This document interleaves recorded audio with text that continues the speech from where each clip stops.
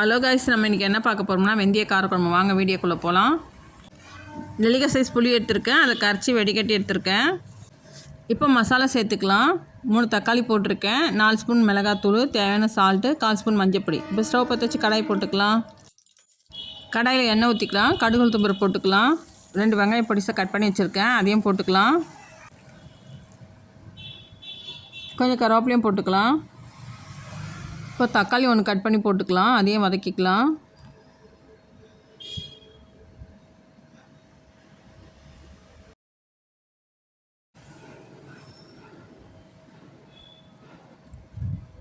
இப்போ தக்காளி போட்டாச்சு, நல்லா வதக்கி விட்டுக்கலாம். இப்போ வதங்கிடுச்சு, குழம்பு எடுத்து ஊற்றிக்கலாம். இப்போ குழம்பு ஊற்றியாச்சு, நல்லா கொதித்து வரட்டும். வெந்தயம் வறுத்து போட்டிருக்கேன் ஜாரில். வெந்தயம் தீயாமல் வறுத்து மிக்ஸி ஜாரில் போட்டு பொடி பண்ணிக்கலாம். பாருங்கள், வறுத்து போட்டாச்சு. இப்போ பொடி பண்ணி எடுத்துன்னு வந்துடலாம். ஒரே 1 ஸ்பூன் போட்டுக்கலாம், ரொம்ப போட்டால் குழம்பு கசக்கும். ஒரே 1 ஸ்பூன் தான் போட்டிருக்கேன். இந்த வீடியோ பிடிச்சிருந்தா லைக் பண்ணுங்கள், சப்ஸ்கிரைப் பண்ணுங்கள்.